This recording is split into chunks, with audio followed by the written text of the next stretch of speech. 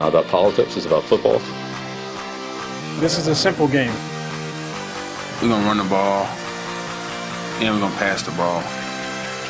He's just going to play football, really. How good of a football player are you? I just get in and try to spin it. That's all. I just love the game.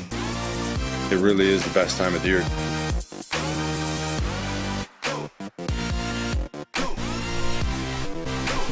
What's up, everybody? Welcome back to HGS Football. I'm Trevor Sikkema. That is Mike Renner, joining you on a Tuesday edition of the show, which means we got a ton to talk about. We're taking teams to school. God, I know. I hate me too. I hate me for the pun as well.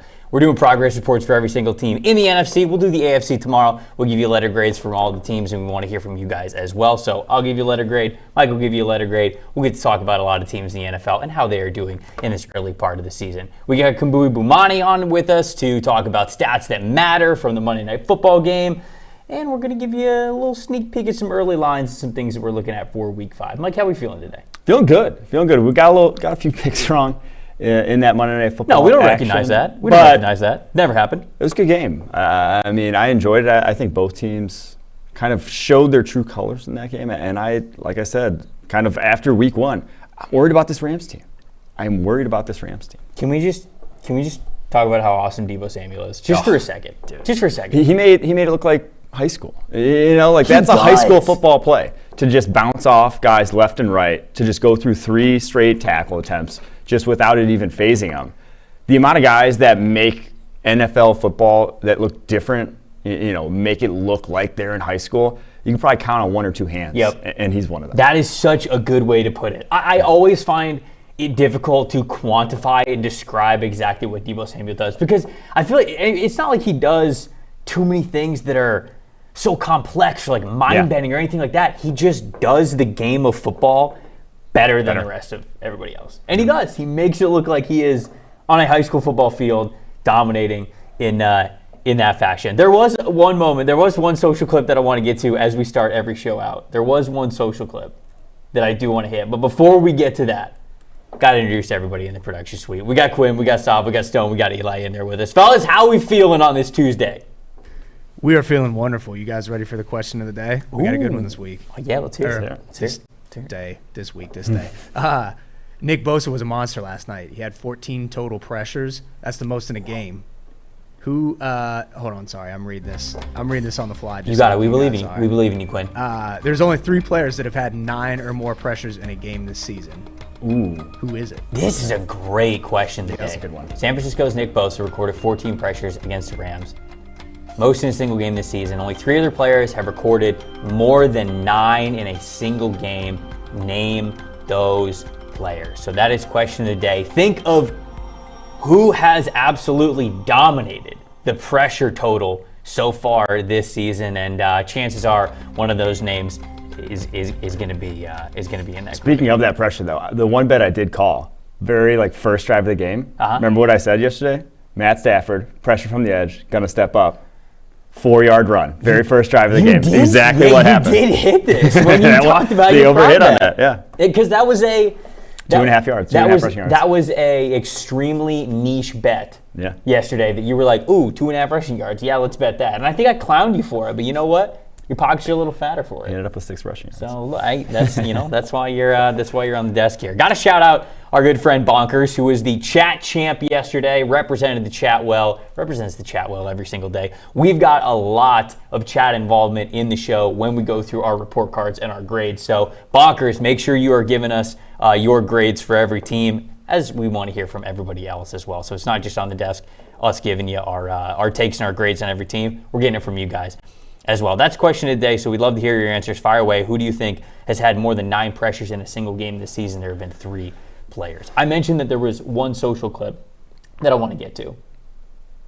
It's a Bobby Wagner tackle. Okay. It's Bobby Wagner's stop. Yeah, he's made a lot of those. Maybe the best of his career. Maybe the most memorable of his career. There was probably the most viral. I wouldn't say a ball carrier. Smoke screen carrier. I don't know what you guys got to take a look at the clip. If you were watching the game last night, You definitely saw this one. Here we go. Fan gets on the field, running around, Yes. and Yes. Bobby That's what we're hit talking sticks about. this fan. Wagner, Yeah, no need to wrap up in that scenario. You're not worried about yards That's true. after That's contact. true. You want that ball carrier stopped in his tracks. If you miss that tackle, hey, it's you got guys there to clean it up for you. I tweeted this last night. You know the clip that was going around a couple of days ago? The guy who was like, all right, this is, the more you F around, the more you find out. Like, that's what that clip was to me. The more you F around, That the guy more was you're going to find out. Certainly effing around. This is the most effing around. He truly was. I mean, he got hit stick by Bobby Wagner. Is he going to jail for that, right? Yeah, he spends the night. You spend the night in jail? You spend the night. Right? Yeah. And Well, trespassing. you don't get to, they're probably not letting you ice the shoulder. You ain't jail. coming back to a game. You're probably just, Anytime well, soon. you're definitely not coming back to a game. Okay, let's look at the chat. I want to see what the early guesses are for the 3 players who've had 9 or more pressures in a single game. Alex says Micah Parsons is 1, Greg Rousseau another, and Aaron Donald is his 3rd. BJ says Myles Garrett, Micah, Mac, Parsons, Lawrence, Rousseau. I think Parsons is going to be in everybody's. Yeah. Right? He's got to I like be that one of them. as one of them, but I'm not sure. Nine? I'm not necessarily certain. I'm trying to think of which game it would be. 9's a lot. Abel Fett says TJ Watt. TJ Watt only played in the 1 game. Yeah, that game he was everywhere. Did he get 9? I don't know. Against the Bengals? You know who's I like? Max Crosby had a ton. What game was that? A couple weeks ago. Max Crosby is underrated this year. I like Max Crosby in that mix. Somebody asked if you were painting before you got on the Oh, show. this is my painting sweatshirt. Yeah. It's very tastefully the paint splatter. Ooh, Rashawn Gary? Could Rashawn have 1 of 9? It would have been this past week, right? Because he was kind of quiet the first 3 weeks. Might have. They didn't drop back to pass much, though. I don't think they dropped back to pass enough. It's got to be like someone who played quarterback who was dropping back to pass like a zillion times. Yeah. You know, like one of those games. That's how you Right. get that many pressures. Like, I mean, in this game, when you're down that much and they have to pass, that's how you know the quarterback's going to be dropping back. That's Right. when you rack up those double-digit games. I'm trying to think of what my final Do you guys answer want a would hint? be. Yeah. Did you give the chat a hint? Did you? Yeah. No. Okay, no. This no, is no a hint. universal hint for you and the chat. Okay, yeah, let's do one universal hint. Just one. Okay, what's you said? No. Okay, one. 2 AFC, 1 NFC. Okay, 2 All right, 2 AFC, 1 NFC. You guys think about it. We'll get your final answers at the end of the show. Which 3 players on top of Nick Bosa have had a game already this season in which they have recorded 9 or more pressures? So there's 4 total. Nick Bosa is one of them from last night. You know who's the Who are low-key other one 3? that I think might be it? Trey Hendrickson. Could he be up there? Ooh. See, but Trey's had 17 pressures, I think, on the season. Like, it's not like it's in some insane number. He's played Yeah. really well. Yeah. But I remember looking this up yesterday. He only had 17 pressures. So, unless... But Quinn loves him some Trey Hendrickson. That's why I throw it out there. Oh, that's true. That is true. Maybe Quinn's getting a little home cooking with the answers there. You know what they say, like, in terms of, like, standardized testing, I mean, it's mostly just logic. It's not even necessarily knowing the answer to the Okay, question, so just it's knowing Trey how to take Hendrickson, it's Sam Hubbard, and it's And DJ it's the 2 Reader. people that went up against the Bengals. It's Micah Parsons and TJ Watt. Those are your All right, this is a 3. good question. I'm kind of stumped on this one, so I'll think about this throughout the show. We'll get our final answers in at the end of the show. We want to hear from you guys as well. Mike said that last night's Monday Night Football game, a game that showed some true colors for both the San Francisco 49ers and the Los Angeles Rams. 24-9, 49ers come away with the victory. Every team in the NFC West now 2-2. So to help us kind of understand this game a little bit more, we've got Kambui Bumani on here with us. He helps out our editorial staff here at PFF. He does a great job looking up a lot of the best PFF data. Kambui, how are we doing today, my friend? Thank you so much for joining the show. Hey, man, great to be on. Great to see Trev again. He was on my individual podcast. And to see Mike in person for the first time, whether it's virtually or not, just great to be on and can't wait to get started. All right, man. Well, let's hear it. Let's talk about this game. Obviously, it was a tight divisional game. These teams, McVay and Kyle Shanahan, they always play each other really well, no matter what the final score ends up being. I think that Debo, certainly his effect on this game took over, and that's why you see the score being as spread out as it was. But Kambui, when you were watching this game last night, when you were going over some of the PFF data, what's something that really stood out to you? What's a stat that really stood out to you that made the difference in this game? Yeah, you guys kind of hit it on the nail early on in this segment. Pressure bust pipes. And on 57 pass rushing snaps, the Niners defense accumulated 34 total pressures. It's the most out of every team that played week 4. Of the 34 pressures, you saw 24 hurries, 6 beaten downs by defenders, 2 hits, 7 sacks, which is the most during week 4, and a 75.4% pass rush win rate. The Niners defensive line just dominated from start to finish. And if you're the Rams, it's very concerning because Javon Kinlaw didn't play. Eric Armstead was on the bench with his foot injury. And so to see Nick Bosa kind of carried a load with 14 total pressures by himself that featured 11 hurries and 2 sacks kind of highlighted how much of a long night it was on the edge and in the interior for the Rams offensive line. Yeah, go ahead, Mike. I was going to say, I was sitting on the couch at home Monday Night Football, and they highlighted the name. I wasn't listening to the thing, and it said Jeremiah Colon starting at center. And I legitimately am sitting back. I'm like, I don't know who that is.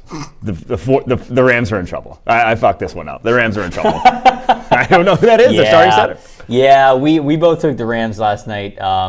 Definitely should not have in that one. Our bets did not turn out as well as they could have last night. There's no doubt about it. I mean, my stat that matters kind of goes along with what Kambui said there. Look, you got to tip your cap, that's actually the phrase, a little bit to what the Niners were able to do and how they were able to get pressure. But I do think the stat that matters most that people are going to remember is that the Rams offensive line's in trouble. We had Jordan Rodriguez, who covers the Rams, on the show yesterday, and we asked her about how they've been juggling that offensive line, how they've been trying to find that best 5, if you will, and they've moved a lot of players around. And whatever the combination was last night, which is week 4, right? You're hoping that this is getting better. That might have been their worst, right? I mean, that was absolutely terrible from the Rams. Last night, they had an initial pass blocking grade, or overall grade, of 62.5, had 27 pressures that were rendered against the offensive line alone. Joseph Noteboom himself gave up 10 pressures, which is just, you cannot have those kinds of stats and win the football game. I don't really care who you are. And I thought my stat that mattered was actually going to have to do with the Rams run game, because the Rams can't get anything going on the ground this year. And they're not trying to force feed it too much, but you've got to have something on the ground. And this offensive line is just not allowing them to do that. Kambui, what's next? What else you got on this game? What's another stat that mattered that really stood out to you? Yeah, Cooper Kupp and Tyler Higbee just eating all of the targets. 31 of Stafford's 49 pass attempts were to these two individuals. Kupp caught 14 of his 17 targets for 122 yards. Did have 9 first down receptions, but no explosive plays. The same can be said about Higbee. 10 of his 14 targets were caught. He had 4 first downs, 73 total yards with 0 explosive plays. Kupp, 2.34 yards per route run on his receptions or routes. Higbee, 1.64 yards per right run on his. And then everybody else for the Rams that played wide receiver, tight end, or running back had less than 1 yard per route run. Obviously, if you're playing fantasy, you love that Kupp and Higbee are eating all the targets. But for the Rams to kind of achieve offensive productivity, has to be a balanced attack. And Allen Robinson needs more than 5 targets. And you can't have your third leading receiver be a guy in Skoranek who gets below 30 yards. That's unacceptable. My stat that matters is very similar to that. And it's Matt Stafford's average depth of target. 6.8 yards would be far and away his career low. Over 2 yards shorter than it was a year ago. And everyone kind of championed the Allen Robinson signing. But now this is a receiving core that doesn't have a single guy that runs below a 4.5. It kind of goes hand in hand. You get deep targets if you have guys that can get open deep. They don't have that on this roster right now. So I am worried with this combination of offensive line that's not giving them time, guys that aren't separators deep. It might just be this kind of underneath dink and dunk passing game that honestly is not suited to Stafford's strengths that we've seen over the course of his career. It's tough, man. It's tough. The Rams are not in a good spot right now. They don't feel confident as a team. It feels like Kambui said, and like you said, they're either forcing it to Cooper Kupp or nothing is happening on offense. I know they were trying to give Tyler Higbee a lot of targets last night, but even still, it's just it's so one-dimensional in what they're doing, and we're not used to seeing that from a Sean McVay offense. We're used to Sean McVay being somebody who can attack you in so many different ways from just a few different formations, right, with just different wrinkles and different looks because there's so many threats on every single play. That's the McVay offense. That's when it's really a well-oiled machine, but it's not that right now. They don't have those playmakers. They're not trusting those guys. Kambui, that was great, man. That was awesome stuff. I appreciate you so much for joining the show. We'll have to get you back on soon, man. I appreciate you guys having me. It just wasn't great. I will say, wasn't though, great. we really harped on the Rams side of things. The 49ers have the lowest scoring defense in football right now. Just over 11 points per game. So we got some talk in the chat. D'Amico Ryans, a dog of the week after Monday Night Football. Like end of last year through the playoffs, now into this year, if it weren't for the 19 points they gave up to the Bears on a couple fluky plays there in that rainy second half, like this, we would be talking a lot more about this 49ers defense because they'd be 3-1. They would be, hands down the best team right now, at least throughout the course of the season in the NFC West, to where, yeah, it's still Jimmy G at the helm, but they were, one drop pick away from getting close to the Super Bowl, like being in the Super Bowl last year. So It's still a team built to go there, if not even better this year on the defensive side of the ball. Some other big takeaways from this game. Stat Life says biggest takeaway is Talanoa Hufanga, straight up dog. We did Dogs of the Week yesterday instead of Tuesday. I feel like if we would have done it on today's show, he definitely would have been in there. Bonkers, the chat champ from yesterday, salute, said Nick Bosa, absolute dog. It's very true. Rams offensive line straight up garbage is what Josh said. That's the biggest takeaway for him. Alex said there's about 19 dropped interceptions in this game. And then TJ also said that D'Amico Ryans is on the stock up.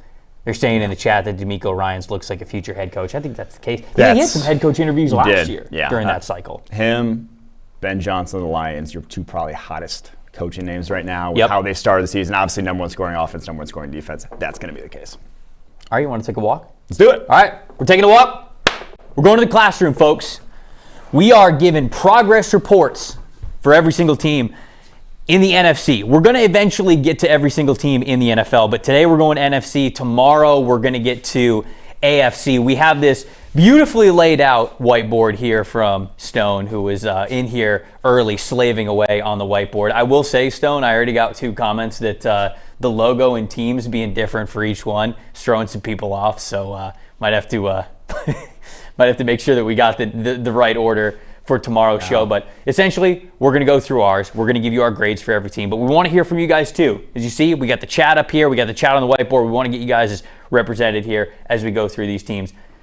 Mike, we'll just start with the NFC East. We'll start with the teams in the NFC East that we have on the top row here. And I'll start with you and the Philadelphia Eagles. What grade are you going with the Eagles 4 games through the season? A+. How do you not? The only undefeated team in the NFL. We're going to write it in here. Number one seed right now if it ended in the NFC. Obviously, they can only play who they've played. They have not played, a good team, quote unquote, on their schedule yet. But it's not like they've played a lot of close games. They've handled pretty much everyone they've gone up against. Eagles, A+, can't start too much better than 4-0. Yeah, I think as I put the iPad down here and this gets a little awkward, we just got to keep it up. I got to give them an A as well. I could have very well given them an A+. This is a team that is top 3 in EPA per play, top 3 in yards after catch. I mean, their playmakers are making plays no matter what's going on. I think the defense is certainly getting into their stride. They're getting those takeaways as well. I was so impressed with how they won last week against the Jags because it was not ideal game for multiple reasons. They got down on the scoreboard. They threw early turnovers. The weather was against them, and yet they persevered. Yeah. That's the sign of a fantastic team. I thought the Eagles were going to be good this year, but I've got to give them an A. Do we have an official letter for the chat here, Quinn? I'll go to you on this one. Chat agrees with you. Chat says A as well. Okay, chat. So we've got A's across the board. A wonderful progress report here for the Philadelphia Eagles. Mike, what do we think about the Dallas Cowboys here at 3-1? I mean, realistically, that's as good as they were going to start even with Dak, right? So, obviously the Dak injury throws a little bit of a wrench into this, but 4 games in, to go 3-0 with a backup quarterback, you got to be happy as a Cowboys fan. You look at the rest of the NFC, and we're going to get to it later. There's not going to be a lot of high grades, especially in the South, especially out West. So for that reason, I think you got to go B+. I think it's a we got to go darker than that. We got to get a darker color than that. We were over here saying sky is falling. Cooper Rush, would you start Cooper Rush 16 games if it meant you get the number 1 overall pick? We're having those debates. They ain't come close to picking number 1 overall. This defense is legit this year. I'm going with the same grade. I'm going with the B+ for the Dallas Cowboys. You mentioned it. Not having, there we go. That's dark enough. That's what we need right there. Is this one? This one looks like a house. Oh, yeah, that one is. It literally says on this one, clearly visible from a distance. So. Well, that's what the good probably people go with are. this. They're in distance. But no, I agree. I think that when you look at how well the Cowboys have been playing, less than ideal circumstances. Look, they want to run the ball a lot, and the run game hasn't been great for them.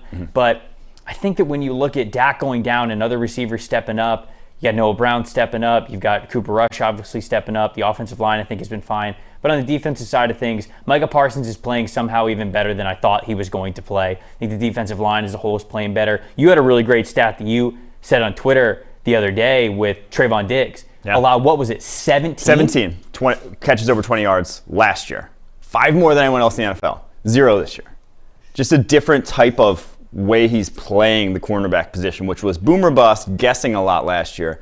I think that guessing is gone. He is much more of a steady play-to-play corner, and he hasn't lost the playmaking ability. Hasn't lost that ability to find the football in the air, which makes him so special. Third least amount of points per game allowed. Dan Quinn doing a fantastic job, it feels like, as he always does. What do we got from the chat? What's the chat think of the Dallas Cowboys, Quinn? Chat's tailing you guys again. They're saying a B. Okay, so just a straight B? All right. Straight B. Okay, all right. Straight B there for the Dallas Cowboys. Washington Commanders. Unfortunately, I think that we're about to break out the red color for this one and the Commanders.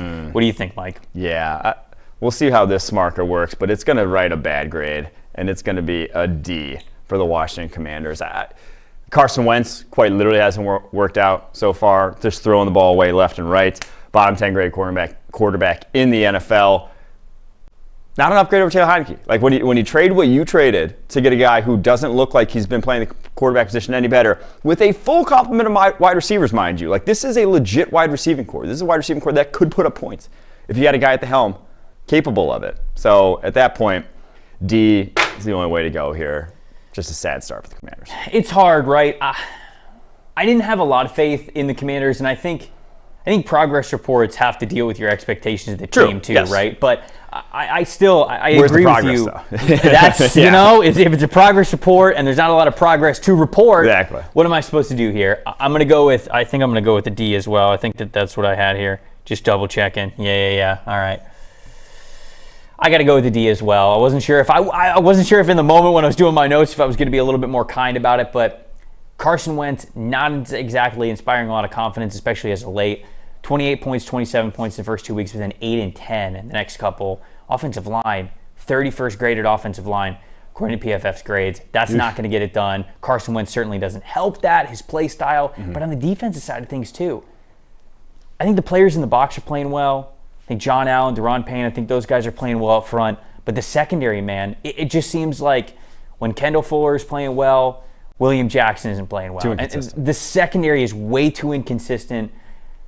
I just don't love what's going on with the Commanders. I didn't really think that they were a real playoff threat this year anyways, but still, there hasn't been a lot of progress, so I got to give them a D. What's the chat going with? What's the chat thinking? Chat says D as well. Okay. Triple Ds. All right. So chat is we are all in unison, basically. I can't believe we had me write on a whiteboard. My handwriting is dog shit. Is it? Absolutely awful. I can't read my own handwriting, so apologies. But last one. Let's go New York Giants. All right. Giants, 3-1. Yeah, 3-1. Wildest expectations. I don't think anyone expected 3-1. You have the highest graded left tackle in the NFL. You have the highest graded nose tackle in the NFL. You have legitimate reason to be excited about this team. Saquon Barkley looks like Saquon Barkley, having a career year. For all those reasons, Brian Daboll, A, flat A. Ooh. Maybe not an A+, but that is a hard A right there, as you can see. Okay, all right. Look, I agree with you in a lot of ways. I'm going B+. I didn't give them as high of a grade as you did, but maybe I could have. Given expectations, again, versus what we thought that they were going to be going into the year. Again, the Giants were right there with Commanders, with the team that when I was doing my predictions, I was kind of flip-flopping them. Who's going to finish worst in the division? And, okay, the Giants aren't going to be the greatest threat to the top playoff teams in the NFL. But for what Brian Daboll is doing with this team this year, 0.118 EPA per play when rushing, which we knew that was going to be their identity. That's second in the NFL. You mentioned Andrew Thomas, their left tackle, 91.8 overall grade. That's first among all offensive linemen. And on the defensive side of things, 29.4% third down conversion percentage. That's second best in the NFL. So Brian Daboll has this team with guys that are not his players, right? We talked about how Dave Gettleman left his franchise not really in a good spot, and yet they're kind of making chicken salad out of you-know-what to get a good record here to start things. I don't think they're the most dynamic team in the NFL, but they're getting it done. Saquon's obviously been incredible as well, even if they're one-dimensional right now. That one dimension, they are making a lot better than I thought that they were going to, so I got to go B+. What's the chat going with? Chat saying B, but Bonkers is saying A. So let's split it and call it B+. B+. Let's give it a B+ He is here. chat champ. Because the chat champ, yeah, we got to give way to the Bonkers opinion there. We're gonna go with the B+. All right, okay, man, only a B from for the Giants. Come on, expectations. They're playing well. They're playing really More well. progress than they made the last 3 years. That's very true. That's very true. Moving on to the NFC South. Yeah. We got the New Orleans Saints. Mike, what do we think about the Saints? One of the most disappointing teams in the NFL, right? You had Peter King picking them to go to the Super Bowl, and he's like hit the Super Bowl right like 2 years in a row. That was not and gonna so happen. people are like, oh, are the Saints this team? They're obviously all in every year, but they've won one game, and it was by 1 point, and they had to come back against the Falcons in week 1 to do so. They lost the Carolina Panthers, of all teams, a team we'll get to here that's not going to get a high grade in their own right. Jameis looks like bad Jameis. Defense is I can write it for you. okay, but it's not great, but D it up. D it up. Wow. D. You're going with a D. D's coming out. No F's yet, but we'll get to Okay, those we don't later. we don't but we it's don't just, have it's not an good. F. No, man, I'm not as low on the Saints as you are. I'm not. Same progress has not been good. But I don't think it's been terrible. Like, I think they still got talent on the team. I think they're still figuring it out on the offensive side of the ball.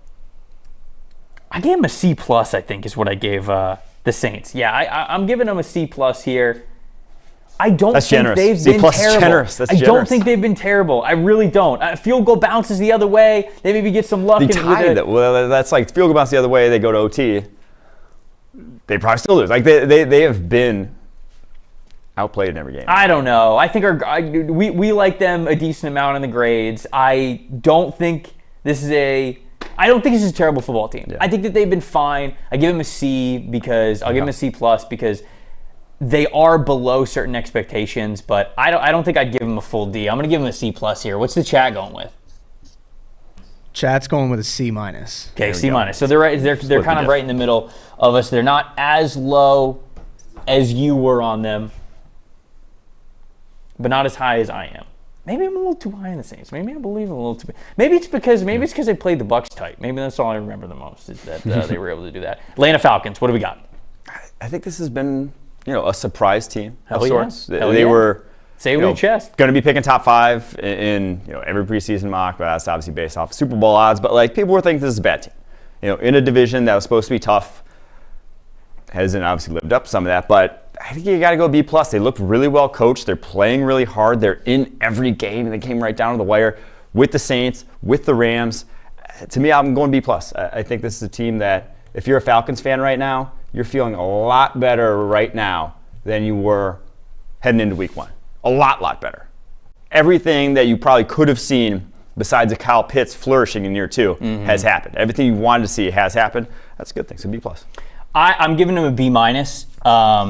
In all honesty, I probably could have given them a little bit of a higher grade, but I still don't love the fact that they can't get their stars involved as much as they really should in the passing game. They win the game last week. Yes, okay, they rushed for over 200 yards. That's clearly what they want their identity to be right now. Marcus Mariota completes 7 passes, right? I mean, like, it's got to be better than that. You've got Drake London. You've got Kyle Pitts. You've got guys that you could go to.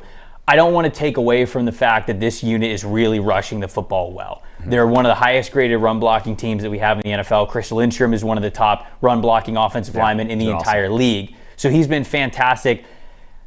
On the defensive side of things, though, they're basically bottom 10 in all the categories. Yards allowed, points per game, third down conversion. They're bottom 10 in all that. And we kind of expected that, but that's what held me back from really giving them that B+, that they've been way better than we thought they would, is because they're winning games. They're strong in the run game. Maybe a little bit better on defense than we thought because they're not atrocious, but you still got to get your stars involved a little bit more. The passing game's still got to be a little bit better. What's the chat going with?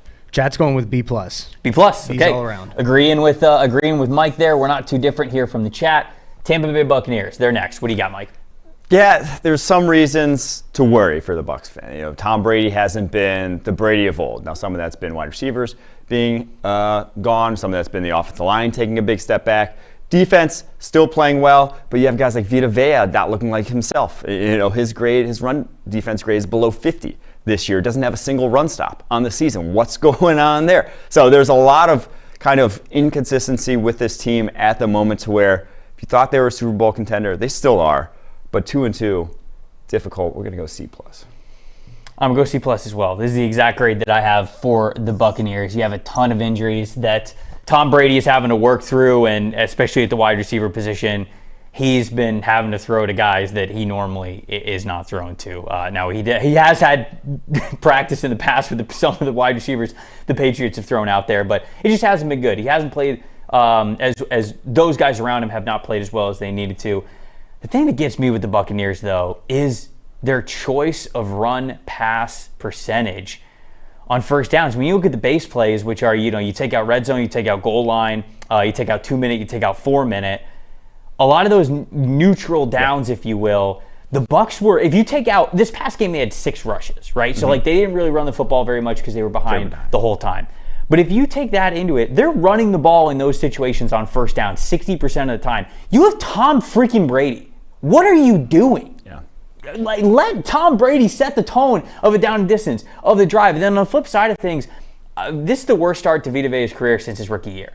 He's got 0 stops through 4 games. You know when the last time he had 0 stops, individual stops, through the first 4 games of the season was? Never. Never. Dude's run blocking grade is in the 40s. Yeah. Vita Vea? Yeah. What's going on? And the tape matches it, man. He is not playing as dominant as he has in the past. For as much as the Bucs defense has been fantastic at times, it does start up front. It starts with him in the middle, and that's why it's been really hard for the Bucs to pull away or be the team that everybody thought. So I got him with the C+. What's the chat got, Quinn? Chat's going C+. Cool.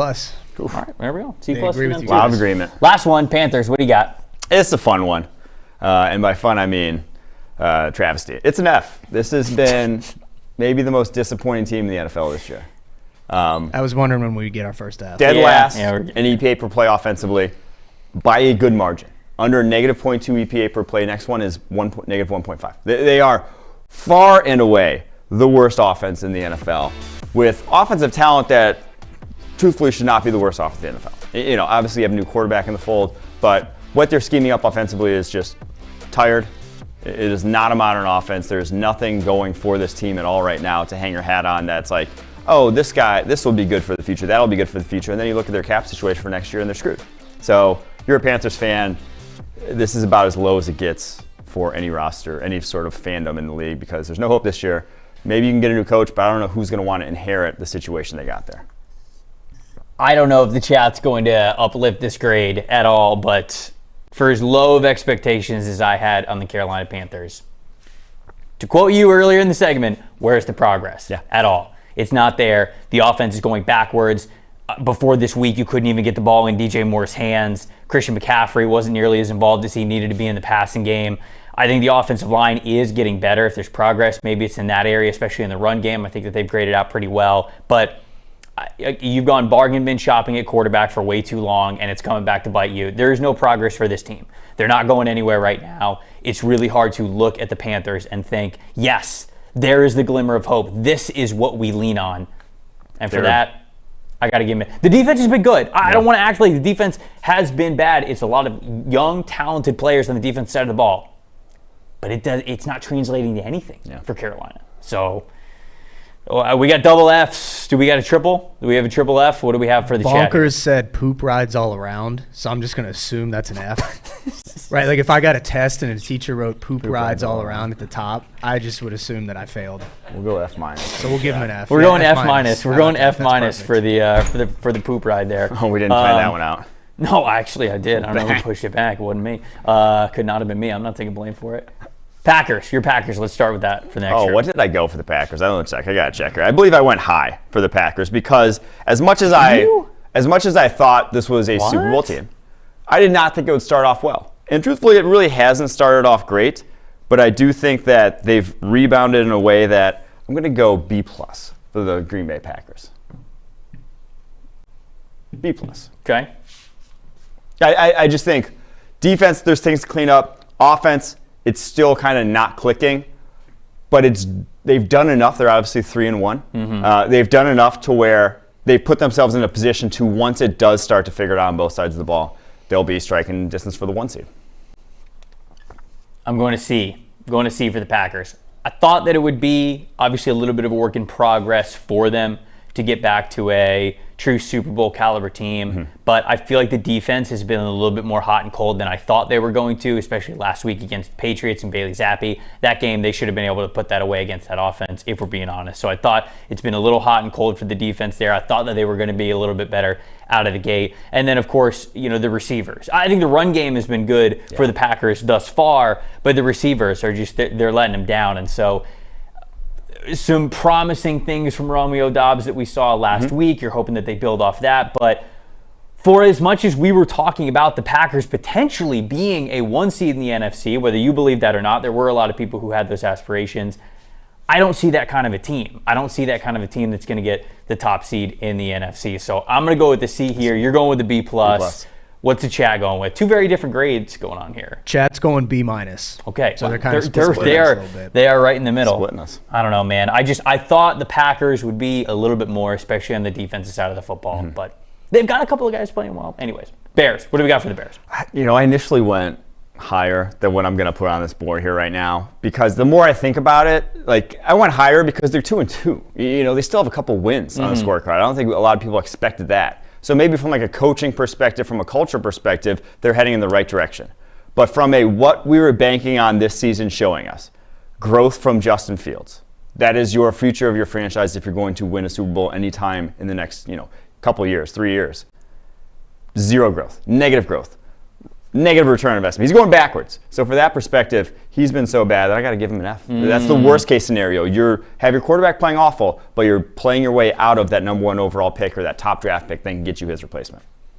I got him at a D. I mean, I don't have many good things to say about this. I suppose the fact that they've got 2 wins already this season goes into the fact that it's maybe a D and not an F, but they're not really going in the right direction. You're right. I think the approach that they're taking with Fields, whether Fields is the reason why or whether the offensive design is the reason why, the approach to the game, it's not working out well for them. They seem to be rushing the ball decently well. Khalil Herbert had a great game. Montgomery's had some good moments when he's been in there, but the offensive line when pass blocking isn't where it's needed to be, and then the defense, I think, is definitely still a work in progress as well. So the only reason why I didn't give this an F is because I did not have high hopes in the Bears anyways. So how much lower beyond the expectation that I thought that they were going to be bad am I going to go?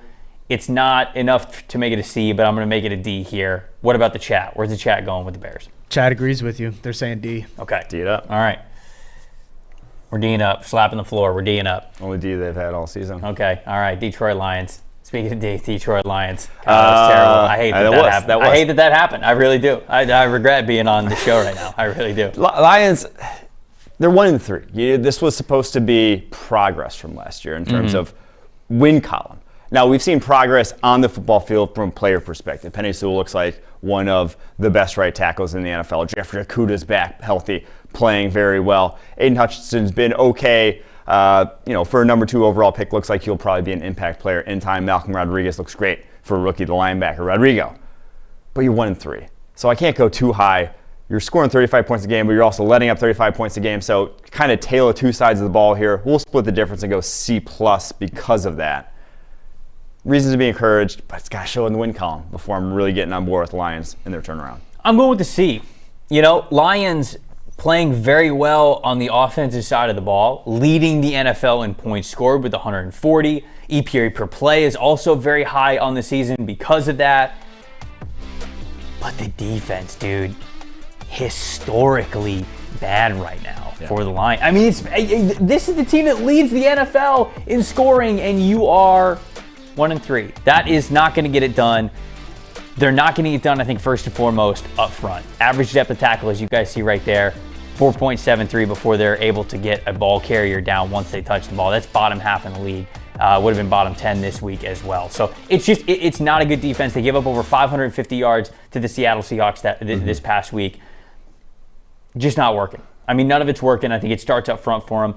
I feel a little bit for Aaron Glenn because I still feel as though they don't have the horses to win the race, if you will, on the defensive side of the ball, but it's got to look better than this. Yeah. It's got to look better than this. So it's offense looks way better than I thought it was going to. Defense looks way worse than I thought they were going to. That's why I'm going right in the middle. I'm going with the C. What about the chat? What's the chat think about the Chat's a little Lions? more optimistic. They're going B-. Okay. Oh, okay. All right.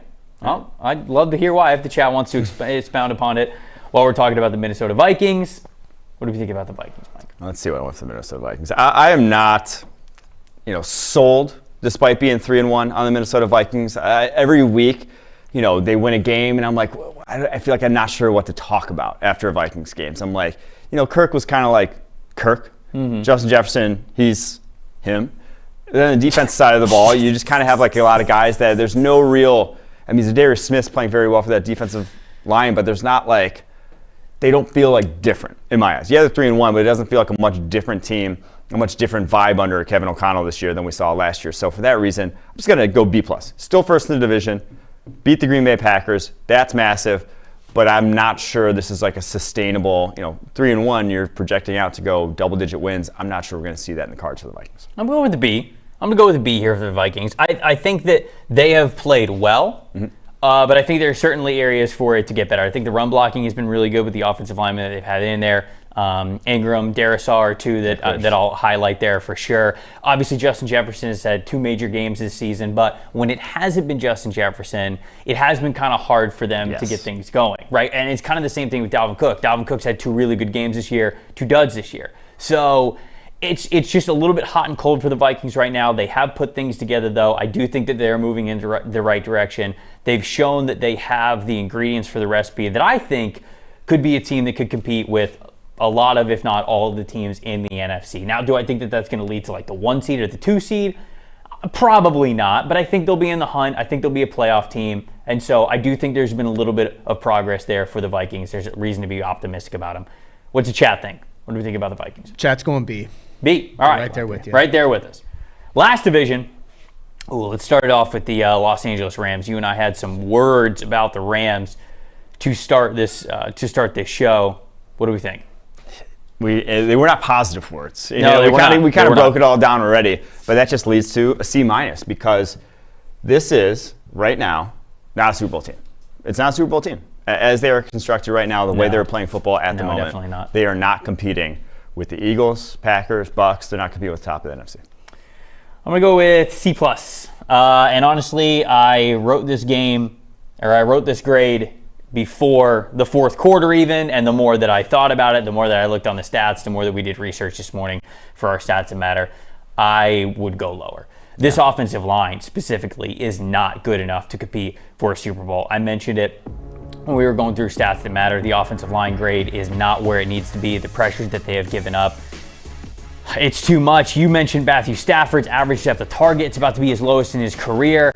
The passing grade is not where it needs to be. Like everything, it feels trending in the wrong direction for the Rams. They have stars on the defensive side of the football. Bobby Wagner, Jalen Ramsey, Aaron Donald, right? Or all sorts of guys on that defense who can make plays week in and week out. They can get themselves a good defensive performance on any given week. But how much do you trust the offense? Because I don't. It is one-dimensional, and that one dimension is even limited in what we have seen. So I'll go C+, but honestly, this should be even lower for me. It should be closer to a C-, maybe a D, given the Super Bowl aspirations that they have as the defending champs. What's the chat going with for the Rams? Chat hates the Rams even more than you guys do. D+. Yeah. I don't disagree with it.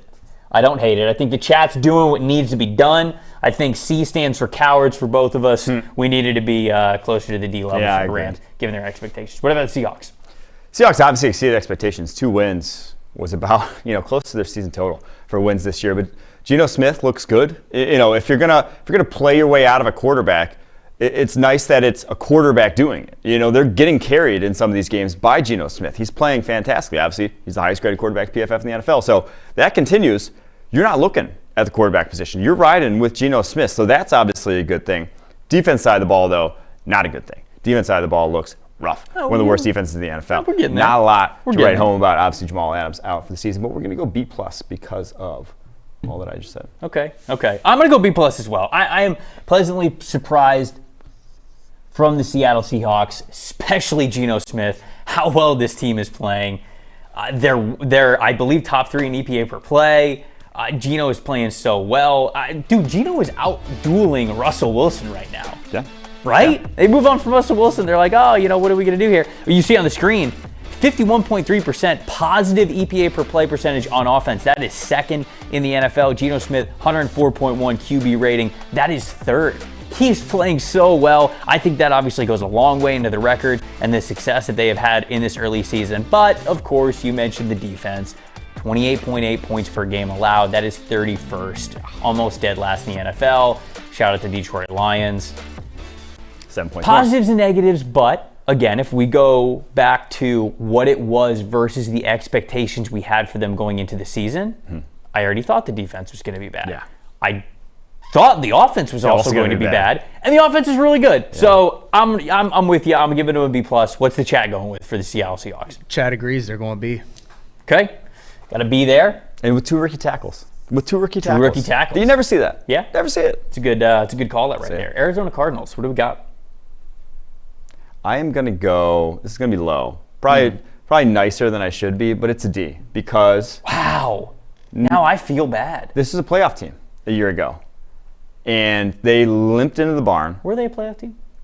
Limped in. I mean, technically. Yeah. Limped as in the playoffs themselves and looked no different than that team that was kind of just hapless down the stretch. It's year. Shit, what year is it of Cliff? It's a lot of years now with Cliff. Year 3, year 4. I think we're in 4. I think we're in 4. Year 4 of Cliff, and the same things, same problems that we've seen throughout, still popping up. Maybe it's Kyler, maybe it's Cliff. I don't know, but you gave Kyler the contract, so one of them's got to go. I think we're going to see here shortly. It will probably be Cliff. I went with C-. I went with C- here for the Arizona Cardinals. They are still 2-2. But they're disappointing. Yes. I mean, I don't think there's any way around it. This, again, goes off of expectations of what I had for the Cardinals, which were not high expectations. And it turns out this offense and starting out hot, the thing that Cliff is supposed to be known for in a season, that's already failing them. Kyler Murray's having to make magic happen, and if not, things aren't going to work out for him. The defensive side of things, it feels like their high-invested draft picks aren't really panning out. They're not massive difference makers for them. So, honestly, I went C-, and I think that's just because of Kyler Murray, because Kyler has willed them to a 500 record 4 games into the year. I could have gone lower, but I didn't have very high hopes for the Cardinals anyways. So, I kind of expected them to look very uninspiring to start the season. What's the chat going with the Arizona Cardinals? Chat's going with D, but Bonkers is a little higher. He's saying C, so you want to call it a D+? All right, D+. D+ or C-? D+. We'll give a nod to the chat champ from yesterday. Last one, San Francisco 49ers. Big win last night. What do we got, Mike? Yeah, they definitely did. I was probably a little too harsh here, but it's like you were expecting Trey Lance. It's kind of like the Bears grade when I gave them an F. Like you're expecting that to lead you to the promised land, and it could not have gone worse. Looks bad when he's on the football field, gets season-ending injury immediately, and so next year without a first-round pick, and still have no clue if Trey Lance is going to be your guy, and probably going to have to re-sign Jimmy G after this season. So because of that, C+. But again, this is the exact same team, if not better, than went to the NFC Championship game a year ago. Now, you got Jimmy G, you have additions to this defense, Strawberry Ward on the defensive side of the ball, so that's just 4 games progress report. They could obviously, through the rest of the season, exceed those expectations and live up to the team that was a play away from the playoffs, play away from the Super Bowl last year. But as of right now, the thought was it all hung on Trey Lance, and him getting hurt gives it a C+. I think you're nuts.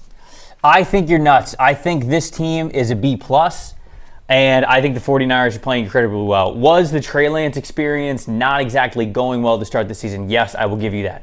But you look at how the offense is played, backup quarterback coming in, although it's a guy who's, of course, been there for a while. Jimmy playing about as well as you would want Jimmy to play, but they're getting the ball in the hands of their playmakers, right? They're getting it to George Kittle. They're using Deebo Samuel in a bunch of different ways. They're getting a ton out of Jeff Wilson and his speed out of the backfield. That's classic Kyle Shanahan stuff. So for them to lose Trey Lance, to come out of the gate, still look as good as they did last night, I love to see that. And on the defensive side of things, that also goes so far into it. I thought the 49ers were going to be good on the defensive side of the ball. They're even better than I thought. D'Amico Ryan's done an unbelievable job with that unit. They've got Nick Bosa up front. They've got Fred Warner at the second level, and they've got Talanoa Hufanga in the secondary. That is 3 massive playmakers that you have at all 3 areas of the defense, and it is yielding really good results. I think the Niners are in the fast track now to win this division, yeah, and because of I that, do too. because of that, I got to give them a B+. What's the chat going with the San Francisco 49ers? Yep, chat likes the Niners too. They're going B. Okay, all right, they're going B. Let's see. Do we have any major differences between us and the chat? I hated the Packers. You in the chat liked them a lot more. Same with the Bears. Oh man, chat liked the Lions a lot more than we do. You guys watch too much of Hard Knocks. Come on. Yeah, they're 1-3. Come on, it's October now. We got to get out of Hard Knocks. Unfortunately, lower on the Rams. Chat was lower on the Rams, little lower on the Cardinals, and then flip it. So let's not hit the wall here because we got to use this. We got to use this tomorrow when we talk about the AFC. Unanimous A's. They split us on the Saints. Yeah, I was a little higher on the Saints. Maybe I should have been a little lower on it. No, you know what? Saints are going to be a good football team. They're all right. And then we got an F- for the Carolina Panthers. There we go. It's progress reports for everybody in the NFC. We're going to do the AFC tomorrow. So make sure you guys are thinking about that format, what you want to have, the answers that you want to have for all those teams. Offense, defense, we're talking the best of. I thought we were all pretty much in unison there. There's not really one that totally stood out to me other than the Lions, one of them really having a lot of faith in what the Lions could have been this year. It's just so hard to think how well that offense is playing for them to be 1-3. Yes.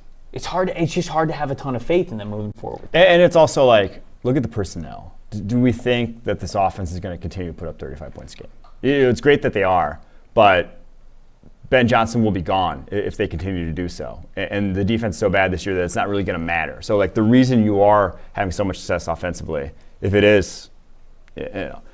continue to do so, is probably going to be a lot on your offense coordinator who, again, if you do keep doing that, won't be there. So that to me is a problem if you're a Lions fan. Okay, favorite lines for Week 5 as we're taking a look at some early betting lines. I'll start with mine. Houston. Getting 7 points, baby, against the Jags. Like, all due respect to the Jacksonville Jaguars. Houston getting 7? This is a team that has played them well. Yeah.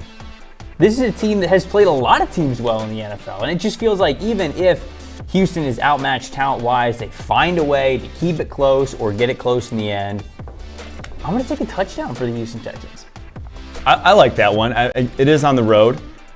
But the Jaguars are coming off kind of, a game that showed a little flaws. And Trevor Lawrence, backslide to touch. Now it's in the rain. We talked about that. But, yeah, I do think that's too many points for a team in the Jags that really hasn't proven to be a consistent week-on-week type of contender that it's like, they're going to blow out a team. So my bet is Atlanta. Another dog on the road going to Tampa Bay. Ooh. 8.5 points they're getting. This is, you mentioned it, one of the best run offenses in the NFL, going up against a run defense that we've lamented. And the way that the Falcons kind of run their scheme, they put a lot of stress on the linebackers. And if there's anything Devin White struggles with, it is having to diagnose and read the run game correctly. He gets himself into trouble a lot. Now, a heck of an athlete, but if you get him going you can easily get him going the wrong direction with some misdirection that the Falcons are fond of. So I do think the Falcons, they'll put up points on this Bucs defense. Keep it close, within 8.5 at the very least. That feels like too many points. That's just a big line. That is a massive line. You guys saw on the right side of the screen there, that's the PFF app. If you don't have it now, you could go download it. If you have an Apple device, you can go to the Apple Store, search PFF, Pro Football Focus, and it'll get you that entire betting dashboard that you see right there. You can see the bets that we're talking about. You can see a lot of other bets that are going on throughout the NFL. As the early lines come out, you can check those out, get some early bets in, and as Eric Giger says, that's where the real money is made. So go check it out if you don't have it. Go get the PFF app if you have an Apple device there. What's the answer to the question of the day? We gotta have a guess. All right, what do you think? Micah Parsons. I like Parsons. You got to have him in there. This is to remind everybody, we want to get everybody's final answers for our question of the day. San Francisco's Nick Bosa, 14 pressures last night. most in a single game this season. Only 3 other players have had more than 9 in a single game. Name those players. I don't hate the Max Crosby. Okay. Call Yeah. Should we do Crosby? Because he just like racks up. He's like the guy that will just be around. Remember what the hint was. 2 AFC, 1 ones. NFC. So Micah Parsons is our NFC. Yep. So then we'll do Max Crosby, Max AFC. Crosby.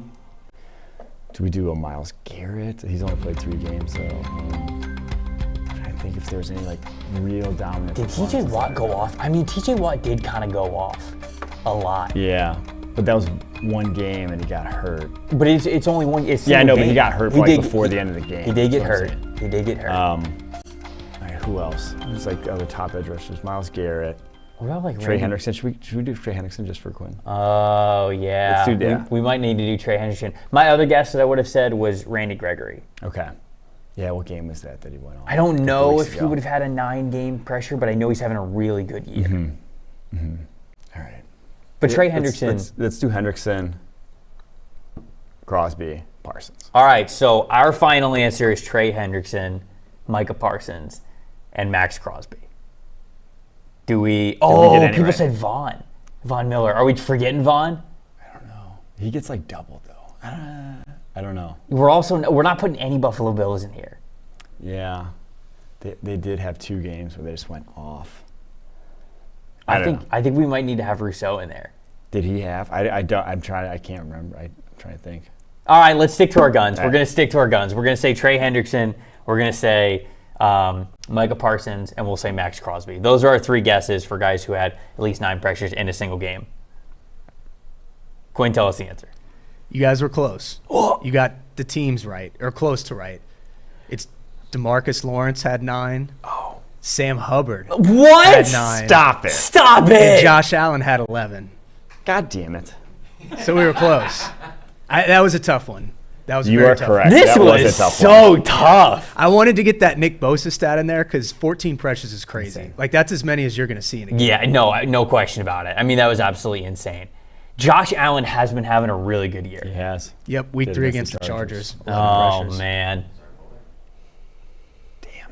That's a good one. Quinn, you got us. Yeah, DT Dynasty, I think he's got to be our chat champ. He said Josh Allen, DeMarcus Lawrence, and he too said Trey Hendrickson, so he I almost mean, got it. come on, that's right there. That's right there. Let's give it to him. Yeah. Let's give it to him. Yeah. Chat champ, DT Dynasty on the day. That Well is, done. if you got close to that question of the day, Yeah. you know ball. Yeah, that was the hardest one that we've had, probably.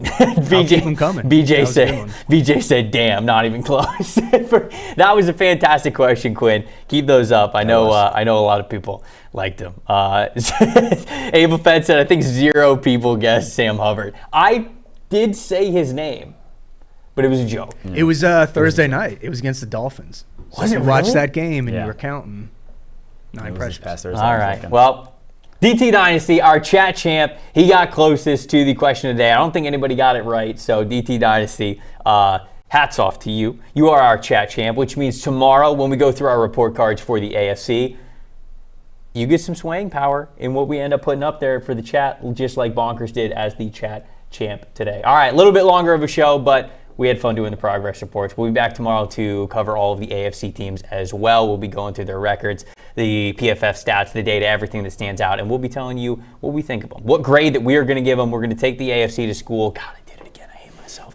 I'm Trevor Sikkema. That is Mike Renner for everybody in the production suite. Thanks so much for watching It's Just Football. We will see you right here, same time tomorrow.